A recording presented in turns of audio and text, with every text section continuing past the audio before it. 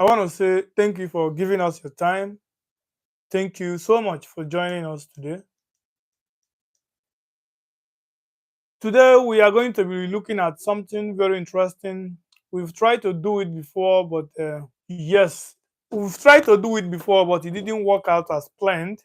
So today, we are going to look at it very critically. And the thing is, the case of Mazi Nnamdi, in fact, the Ndigbo situation of Ndigbo in Nigeria and the Nigerian media.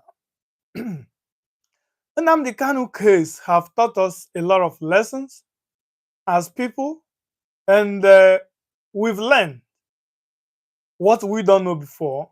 And what did we learn from Mazi Nnamdi Kanu's case? It's very simple. Mazi Nnamdi Kanu is a political prisoner.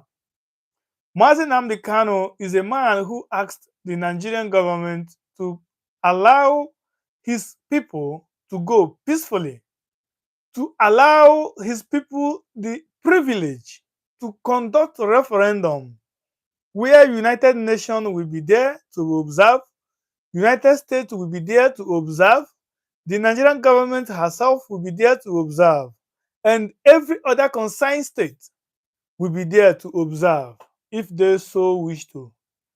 Now, this young man asked for such thing, and Nigerian government tagged him terrorist, tagged him evil, called him a lot of names, condemned him. In fact, they sought to take his life.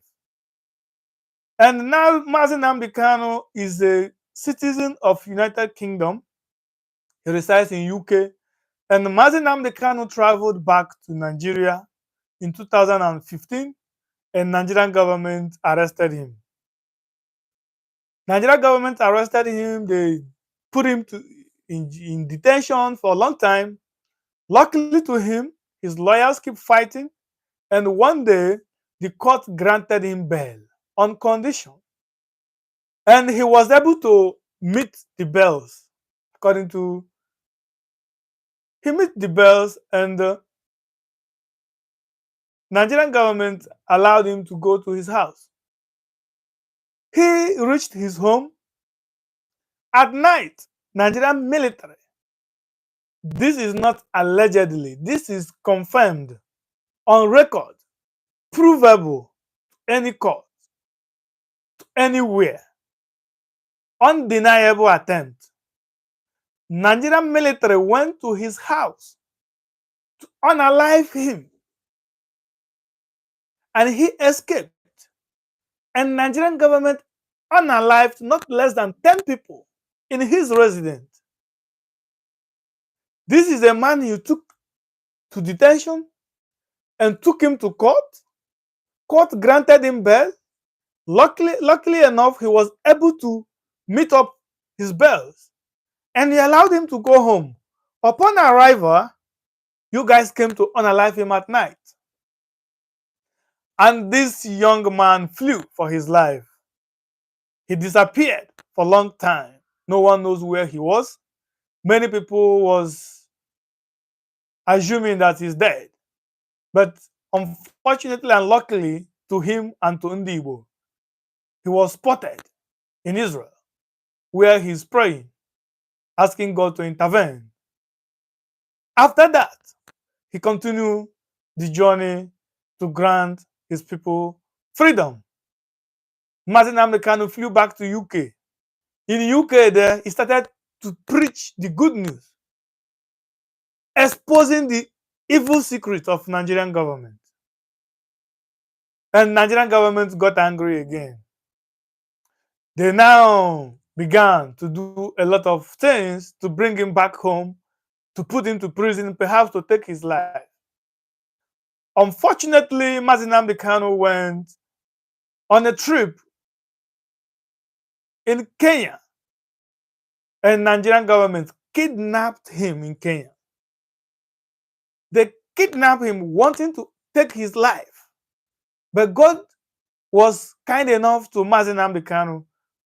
God saved this young man. And this young man, in the hand of his enemy, this young man was handcuffed, beaten, treated like a common criminal.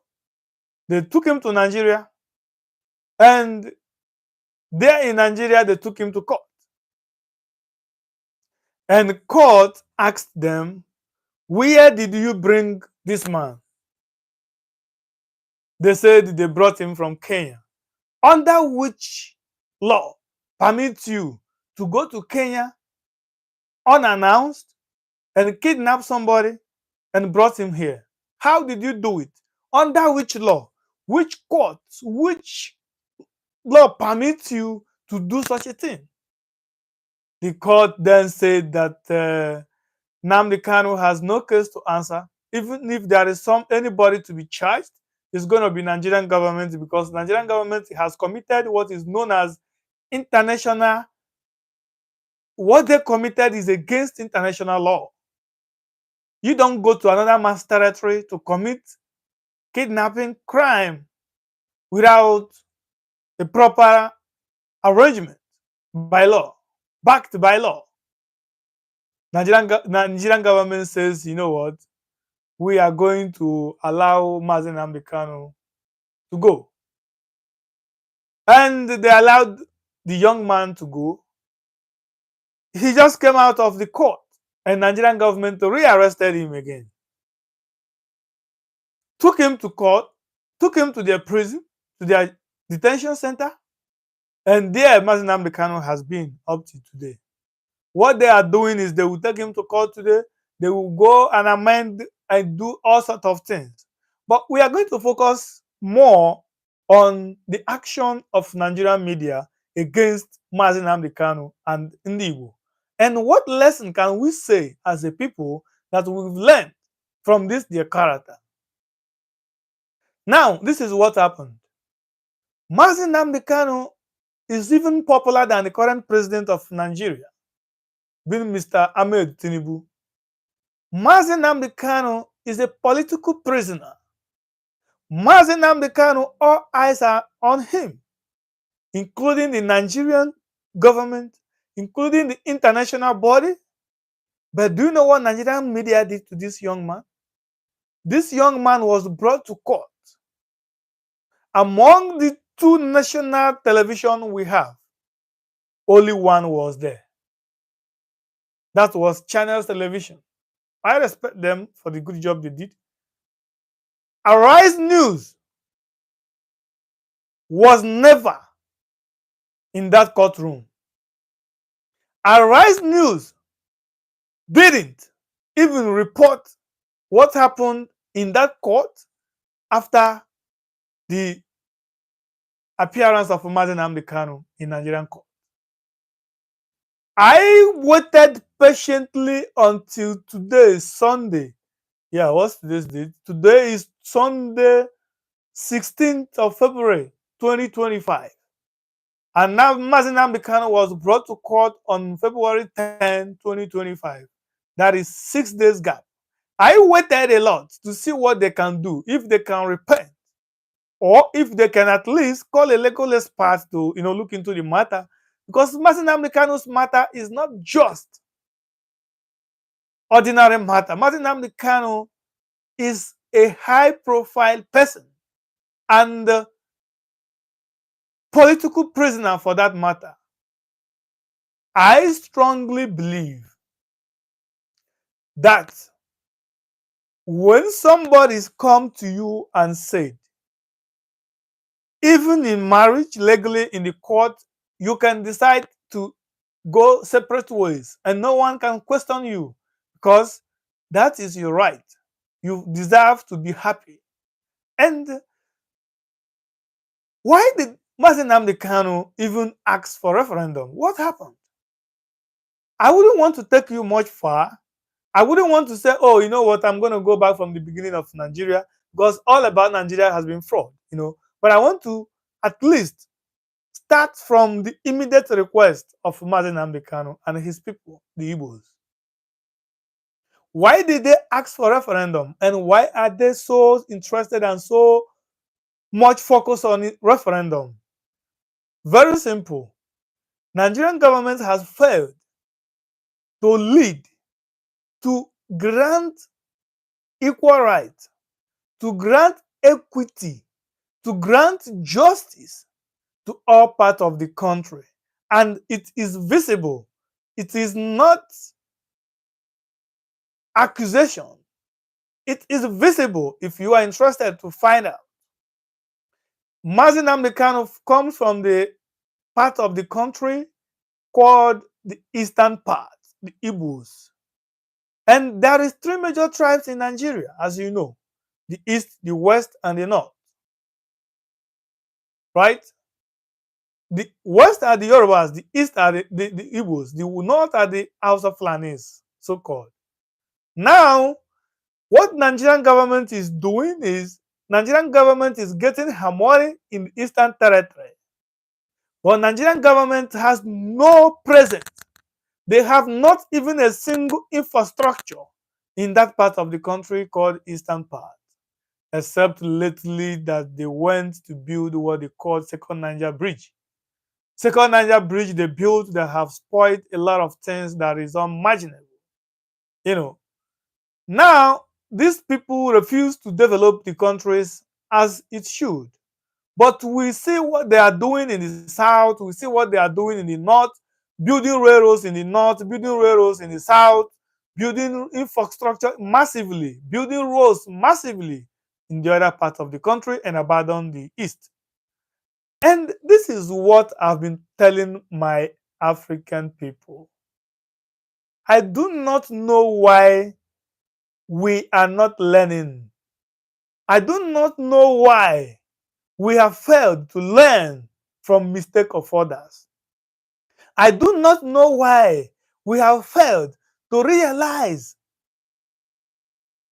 that I am not your enemy, rather I am your brother.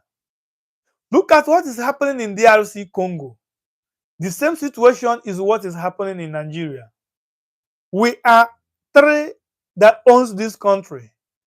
And what is feeding the country is coming from my house.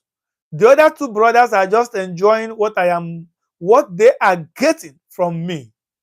But when they get the thing, they refuse to give me my own share. They take all.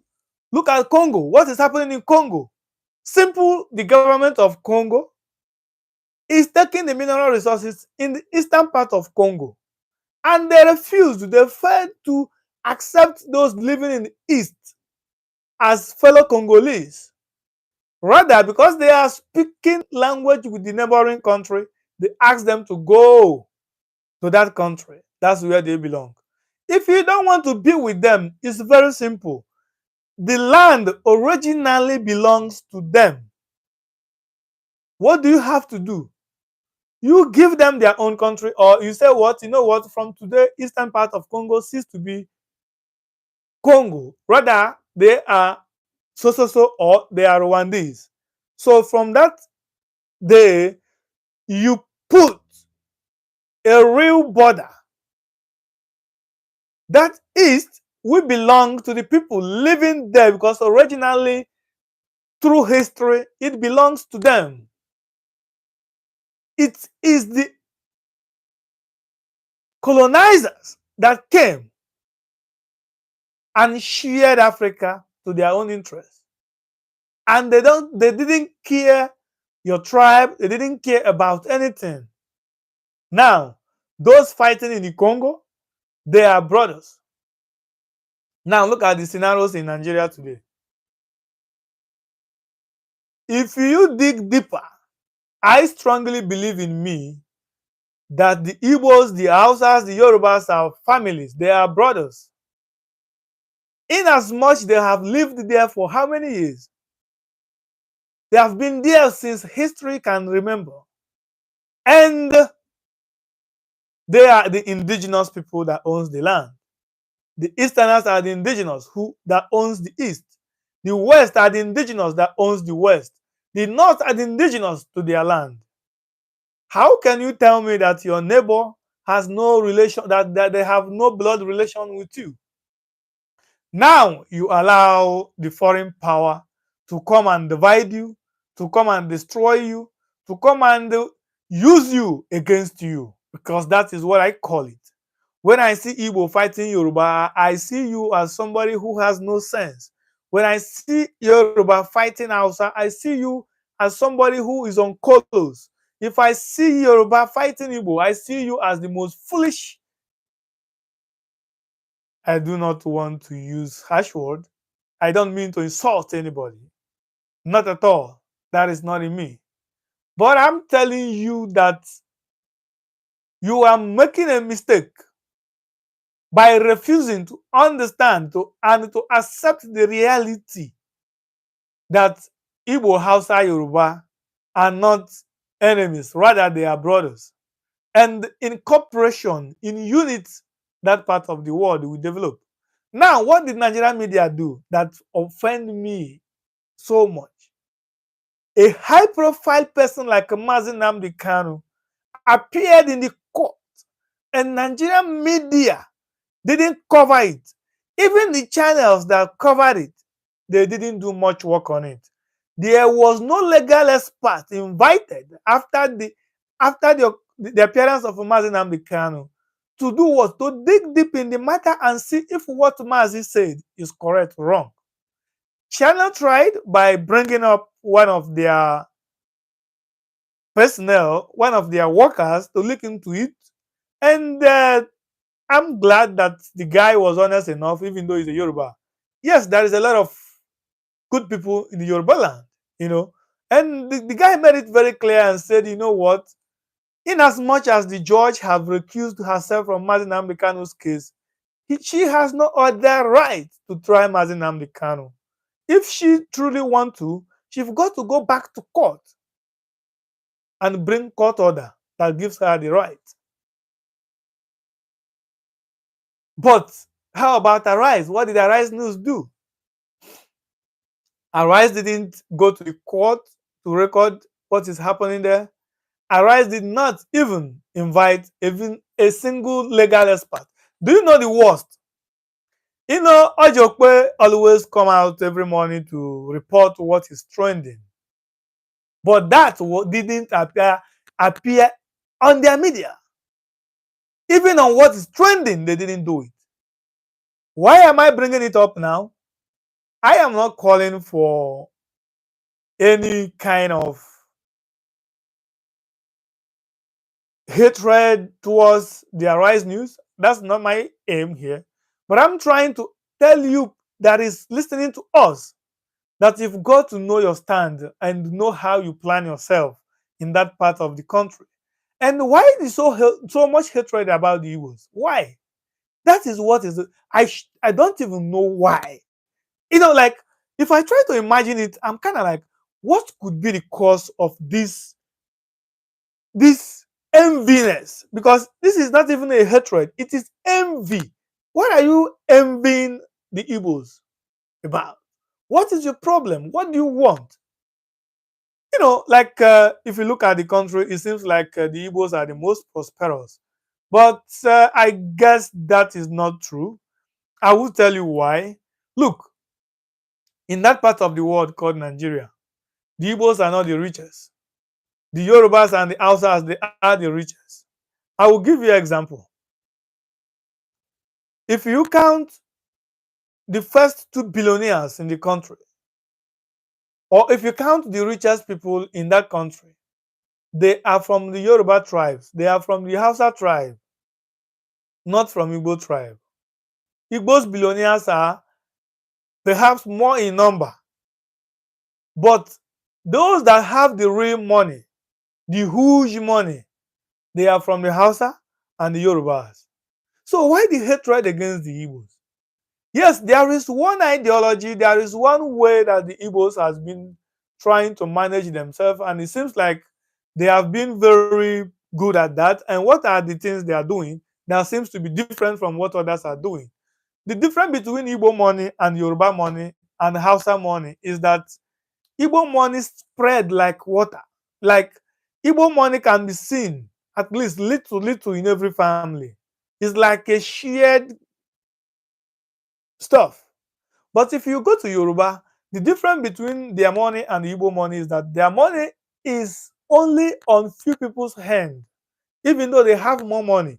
but the money are in few people's hand. If you go to outside, the same thing. Why are you envying Igbos while you have more money than they do? If you think that they manage themselves better, why not study them and learn? This is the problem that Africans have. And I hate it. I do not like it. The thing is, they do not want to study and learn why they are backward and others are prospering. But they would want to criticize. That's why I do not believe in criticism. Whenever I invite anybody here, I will tell you, listen, you are very free to make your recommendation, but we are here to promote peace and unity. If you think that you have a better opinion than I do, that is welcome. What I would like to hear from you is, why do you think that my own opinion is not the best? If you think that your own opinion remains better, tell us, what is your opinion? What do you think we've got to do to get these things done and working perfectly? That is our target on this channel. We are not here to criticize anybody. And I am saying to my fellow Yorubas and fellow Hausas, my people, I call you my people because you look like me. At least that gives me confidence that we are the same, right? Whenever someone from China sees somebody from Japan, like in outside the continent or even in China, you are not going to say, "Oh, it's not my people," because if you look at yourselves, you guys look very familiar. So the difference might be you come from Japan and I come from China. So when I look at you, who is a Yoruba or Hausa that looks like me, I'm going to call you brother. I'm going to call you sister. And why on tell me the reason why you cannot live in peace with your neighbor, but you leave your house and travel to another continent and expect them to treat you well. And when they do not, you complain that they are racist. Who is actually a racist? Let's look at it. See? So, what I'm trying to say here is that it is better that we live in cooperating, understand our differences, accept our differences, and come together on a table to discuss our differences and how we can manage them.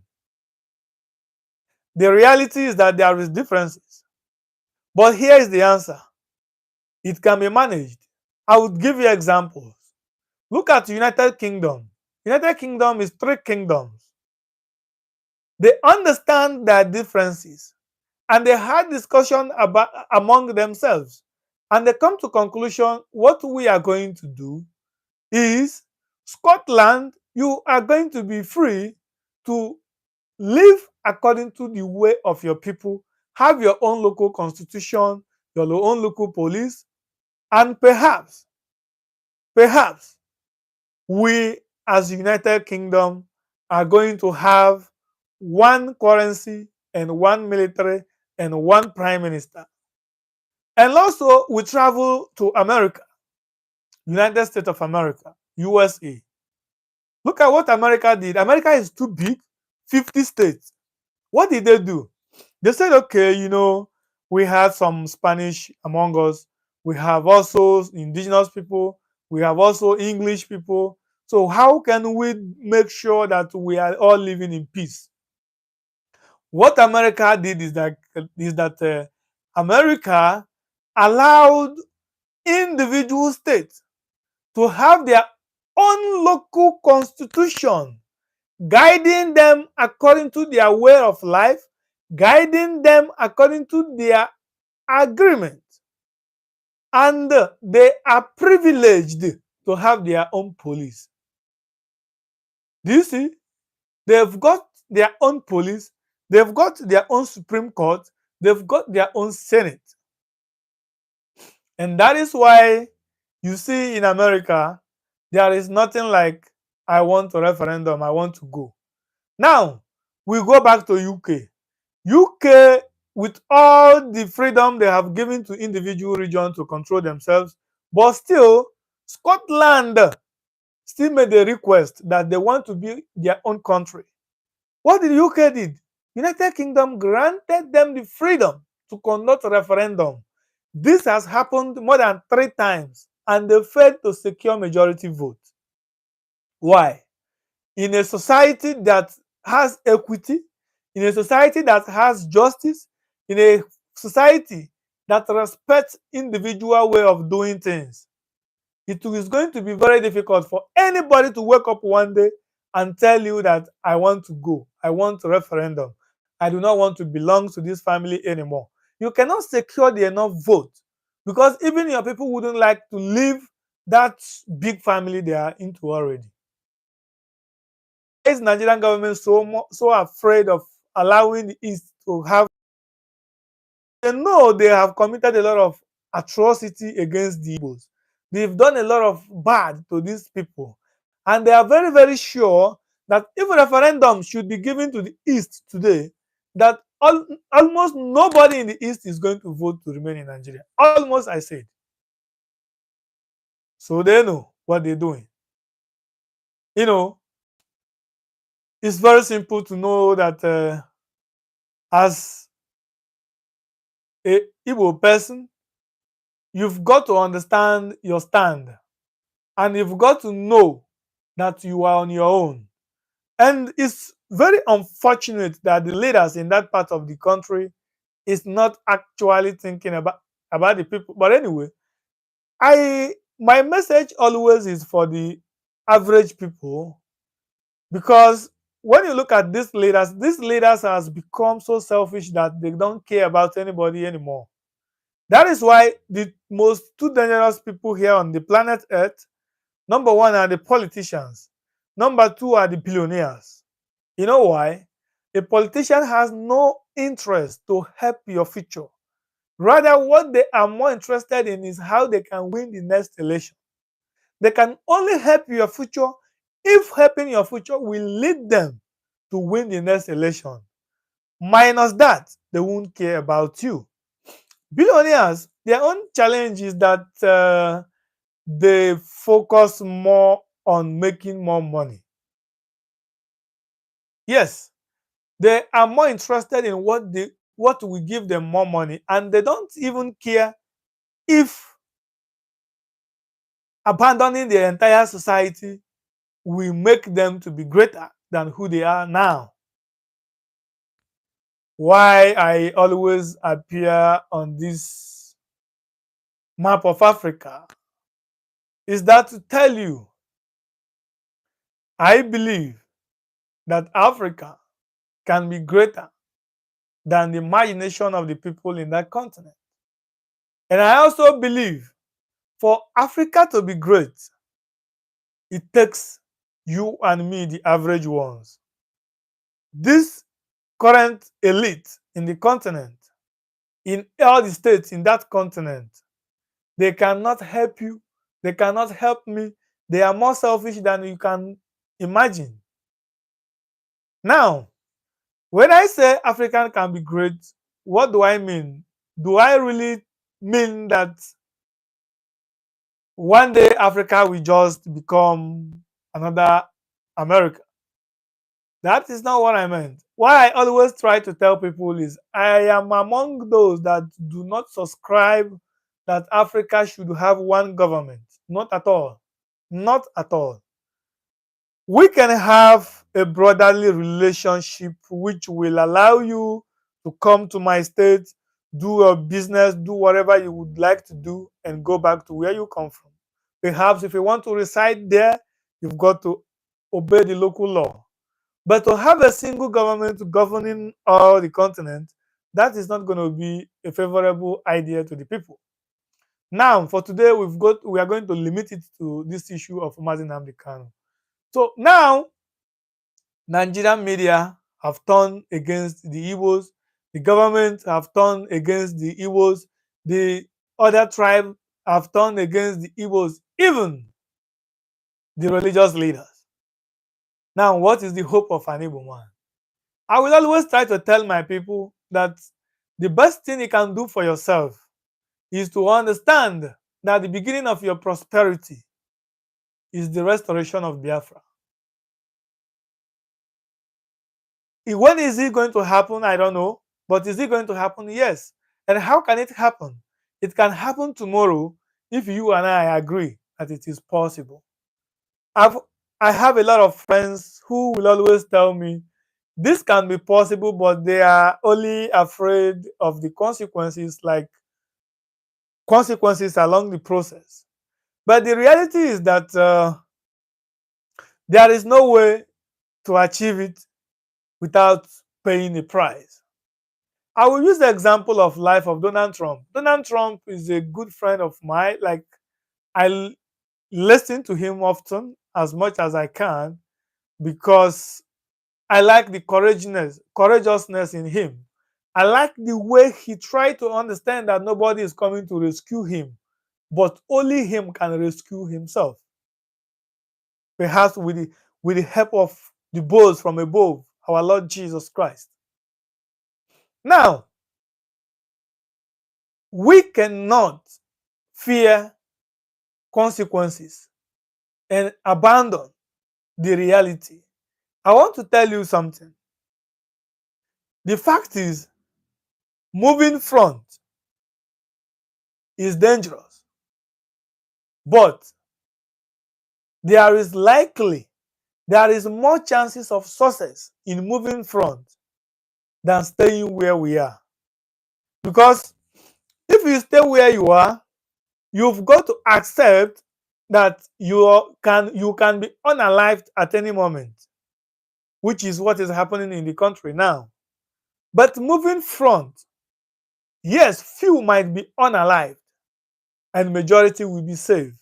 And that majority that will be saved will build unity, will build prosperity that will give life even to those that unalived their people. Staying where we are as in Nigeria under the current constitution does not even guarantee even a Fulani person a future or a brighter tomorrow. Now, if I ask you a question, what where do you think that Nigeria is going to be in the next 10 years if it exists until the next 10 years? I am very, very sure that none of you can give a very positive answer to this question. Not even your president, Mr. Tinubu, can predict positivity about Nigeria and it will come to pass. Why? Because there is no future, there is no plan. Tinubu has been there for how many years now? I guess almost 2 years, if not above that. But what? He has no, he's not even short-term plan or long-term plan. Then how can you believe that staying there will guarantee you future? I am not of the opinion that everybody should go and take up firearm to fight anybody. No, I am against that. Social media has given us a very good opportunity to come and present our case individually and as a group or as anything you can call it. And we can come here to educate ourselves honestly, especially following this channel will help you a lot because we will always come here to tell you the reality. Today, we've just tried to let you know that Nigerian media is never going to come to your rescue, not even the Nigerian government. So you should prepare and get yourself ready for unknown future. And I hope the message is very clear. Yeah, I hope the message is very clear. No one is coming to rescue you. You are the ones who can rescue yourself.